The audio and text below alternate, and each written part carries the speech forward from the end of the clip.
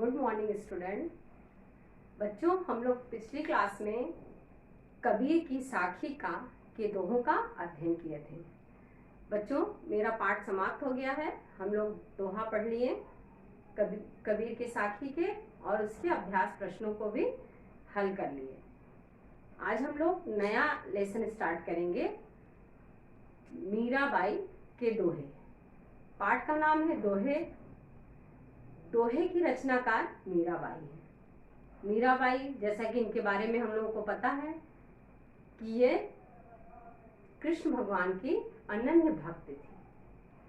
इन्होंने जो दोहे लिखे हैं, उन्होंने कृष्ण भगवान की सुंदरता का वर्णन, उनके नटखट रूप का वर्णन, इसी को अपने दोहे में लिखा है। तो बच्चों, हम लोग मीराबाई का दोहा पढ़ने से पहले उनके जीवन परिचय के बारे में जान लेते हैं। बच्चों, अपनी पुस्तक में देखेंगे मीराबाई का जीवन परिचय, जैसा कि यहाँ मैंने लिखा है कि दोहे पाठ की लेखिका मीराबाई हैं। इनका जन्म राजस्थान के मेवाड़ में 1503 ईस्वी में हुआ था। रचनाएं मीरा पदावली, नरसी जी रो मोहेरो इनकी रचना है और इनकी मृत्यु 1546 ईस्वी में हुई। इनके जन्म के विषय में बहुत सारी किंवदंतियां हैं। बहुत लोगों ने, कुछ लोगों ने 1503 में माना है, किसी लोगों ने 1498 में माना है। अलग अलग लोग अलग अलग समय में इनके जन्म को मानते हैं। तो बच्चों, अपनी पुस्तक में देखेंगे जीवन परिचय। मध्यकालीन भक्ति आंदोलन की सगुण भक्ति काव्यधारा की, सगुण भक्ति काव्यधारा, जैसा कि हम लोग पढ़े थे कि भक्ति की कितनी धाराएं होती हैं? दो, सगुण भक्ति और निर्गुण भक्ति काव्यधारा। तो सगुण भक्ति काव्यधारा को मानने वाले कौन होते हैं? जो ईश्वर के मूर्त रूप को मानते हैं, वो सगुण भक्ति काव्यधारा के कवि माने जाते हैं। और जो उनके मूर्त रूप को नहीं मानते हैं, यानी ईश्वर को मानते हैं परंतु उनका कोई रूप नहीं मानते, वो निर्गुण भक्ति काव्यधारा के कवि, जैसे पिछले पाठ में हम लोगों ने पढ़ा था कबीरदास, वो निर्गुण भक्ति काव्यधारा के कवि थे। परंतु मीराबाई सगुण भक्ति काव्यधारा की कवि हैं, क्योंकि इनके उपासक ये शिव की उपासिका हैं, शिव की आराधना करती हैं। तो बच्चों, अपनी बुक में देखेंगे जीवन परिचय। मध्यकालीन भक्ति आंदोलन की सगुण भक्ति काव्यधारा की महत्वपूर्ण कवित्री मीराबाई का जन्म राजस्थान के मेवाड़ के चोकड़ी गांव में 1503 ईस्वी में माना जाता है। इनका जन्म कहाँ माना जाता है? कि 1503 ईस्वी में राजस्थान में चोकड़ी गांव में माना जाता है। कुछ विद्वान उनका जन्म 1498 ईस्वी में कुकड़ी गांव में मानते हैं। कुछ लोग बोले ना कि उनके जन्म के विषय में अलग अलग विद्वान ने अलग अलग समय बताया है। कोई जो है 1498 में बताया है, कोई 1503 में बताया है। बचपन में ही उनकी माता का देहांत हो गया था। मीरा का जीवन दुखों की छाया में ही बीता। बचपन में उनकी माता का स्वर्गवास हो गया था और माता के न रहने के बाद उनका जीवन बहुत ही कष्ट में बीता। 13 वर्ष की आयु में उनका विवाह मेवाड़ के महाराणा सांगा के कुंवर भोजराज से हुआ। उनका विवाह जो है वो किससे हुआ था? मेवाड़ के महाराणा सांगा के कुंवर, महाराणा सांगा का नाम सुना होगा, उनके बेटे से भोजराज से हुआ था। लेकिन कुछ वर्षों बाद पहले पति, फिर पिता और फिर ससुर का भी देहांत हो गया। इनकी जो बाल्यावस्था में इनका विवाह कर दिया गया था। विवाह होने के कुछ दिन बाद पति की मृत्यु हो गई, फिर पिता की और ससुर की मृत्यु, जो जिनके संरक्षण में भी इनको रहना था, उनकी भी मृत्यु हो गई। इनका जीवन अत्यंत दुखद था। सांसारिक जीवन से विरक्त मीरा तब घर परिवार छोड़कर वृंदावन चली गई।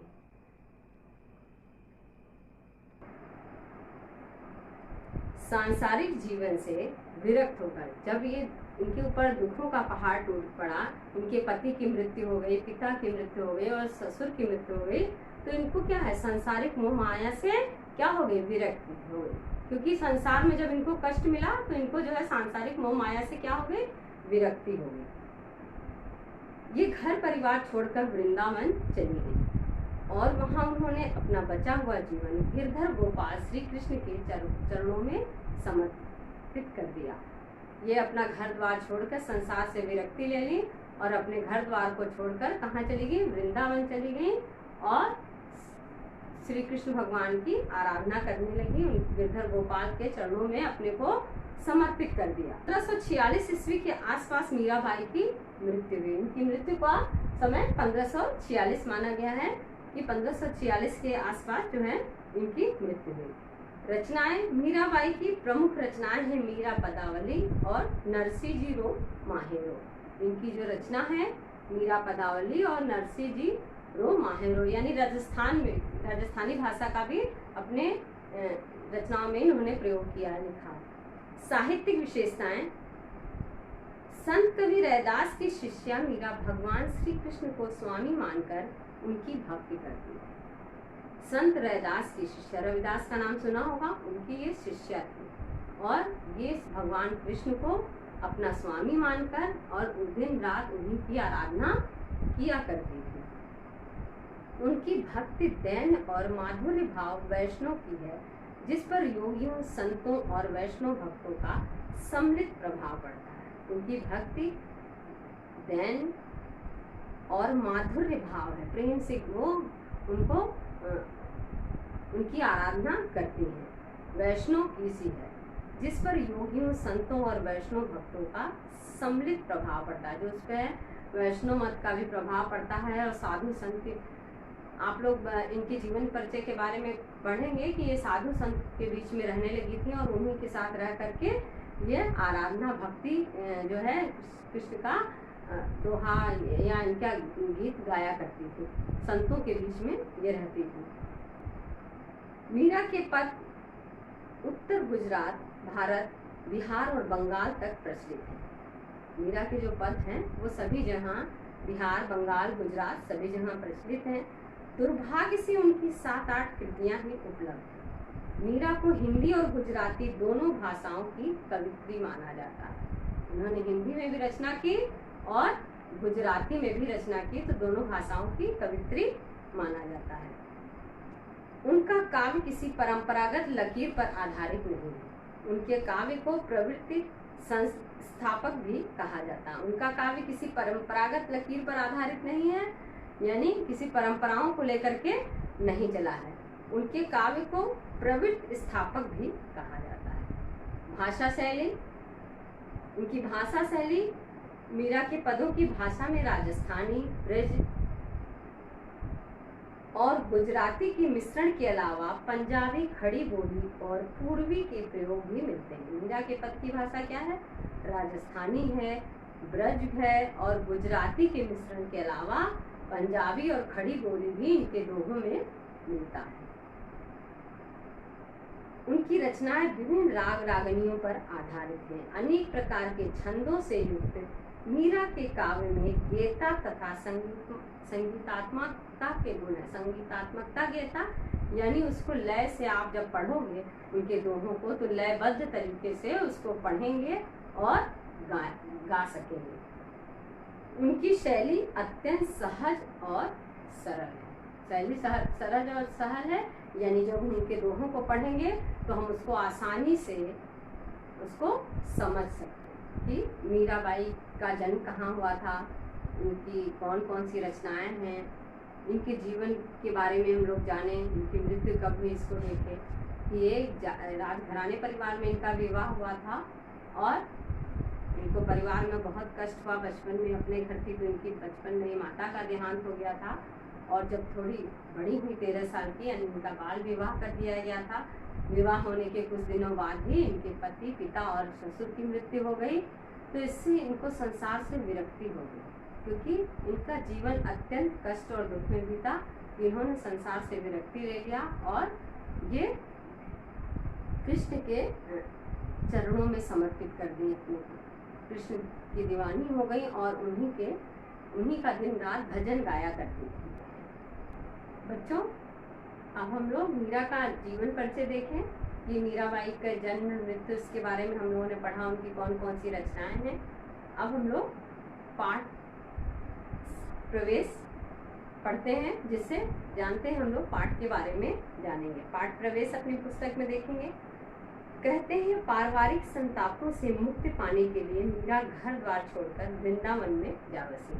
हम लोगों ने पढ़ा कि परिवार में बहुत कष्ट हुआ, बचपन से ही उनका जीवन कष्टों में बीता, तो इसलिए वो संसार से विरक्ति हो लेकर के और वो मीरा घर द्वार सब अपना सब कुछ त्याग करके वृंदावन चली गई और वहाँ जाकर क्या हो गई, कृष्णमय हो गई, यानी कृष्ण की आराधना करने लगी। इनकी रचनाओं में इनके आराध्य कहीं निर्गुण निराकार ब्रह्म, कहीं सगुण साकार गोपी वल्लभ कृष्ण और कहीं निर्मोही परदेसी जोगी के रूप में संकल्पित किए गए। देखिए, इनकी रचनाओं में इनके आराध्य कहीं निर्गुण निराकार ब्रह्म, कभी ऐसा उन्होंने अपने दोहों में कहा है कि उनकी बस कल्पना की है अपने दोहों में कि किसके बारे में कह रही है कुछ नहीं पता है, ईश्वर की आराधना कर रही है। और कहीं कहीं पर भी आप देखें उनके रूप सौंदर्य का वर्णन किए हैं, तो वहाँ पे उनके सगुण साकार रूप का वर्णन किया है। सगुण साकार रूप यानी कृष्ण भगवान के रूप का वर्णन किया है, तो इसका मतलब क्या है कि वो सगुण रूप का वर्णन किया है उन्होंने, ठीक है। और कहीं कहीं निर्मोही परदेसी जोगी के रूप में संकल्पित हुई है, कहीं अपने उन्होंने दोहों को पदों मीरा के पद को गाया है। वे गिरधर गोपाल के अनन्य और एकनिष्ठ प्रेम से अभिभूत होती थी। वे गिरधर गोपाल की अनन्य भक्त थी। मैंने आपको स्टार्टिंग में ही बताया कि गिरधर गोपाल की वो अनन्य भक्त थी और एकनिष्ठ प्रेम से अभिभूत होती, अत्यधिक उनसे प्रेम करने लगी। प्रस्तुत पाठ में संकलित दोहों पद मीरा के इन्हीं आराध्य को संबंधित है।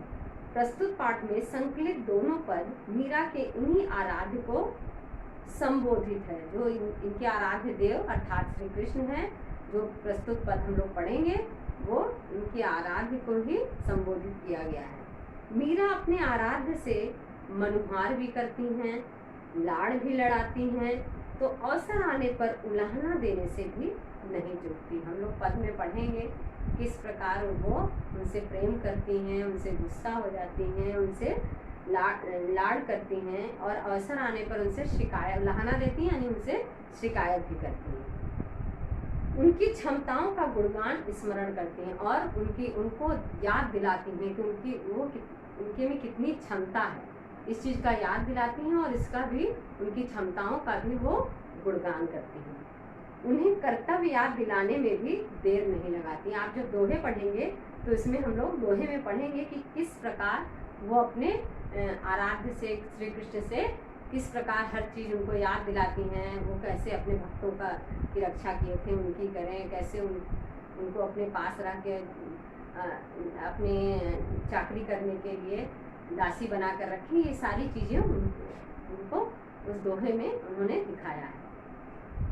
तो बच्चों, आज हम लोग मीराबाई का जीवन परिचय पढ़ें और पढ़ें कि प्रस्तुत पाठ में जो मीरा के पद हैं दोहे, उसमें हम लोग क्या क्या पढ़ेंगे, क्या पढ़ेंगे। यानी मीरा के पद के दो दोहे हम लोग पढ़ेंगे। पहले दोहों में ईश्वर से अपने आराध्य अर्थात श्री कृष्ण भगवान को वो याद दिलाती हैं कि किस प्रकार आप जो है अपने भक्तों के कष्टों को, दुखों को दूर किए हैं। उसी प्रकार जिस प्रकार आपने अपने भक्तों के कष्टों को दूर किया है, उसी प्रकार हमारे भी कष्टों को दूर करें। पहले दोहों में इन्होंने ये बताया है और दूसरे दोहों में इन्होंने क्या कहा है कि हे ईश्वर आराध्य देव श्री कृष्ण, आप मुझे अपनी दासी बना के रख लीजिए। मैं आपकी दासी बनना चाहती हूँ, क्योंकि जब दासी मैं आपकी बनूंगी तो दिन रात मैं आपके आसपास ही रहूँगी और आसपास रहकर आपकी आराधना करूँगी, आपकी भक्ति में लीन रहूँगी। इसलिए हे प्रभु, मुझे आप अपनी दासी बनाकर रख लीजिए। तो बच्चों, ये दो दोहे हैं जिसका अध्ययन हम लोग अपनी अगली क्लास में पढ़ेंगे। आप मीराबाई का जीवन परिचय, उनके जो दोहों को मैंने समझाया वो पाठ प्रवेश पढ़ करके अच्छे से आएंगे। अगली क्लास में हम लोग दोहों का भावार्थ सुनेंगे। धन्यवाद।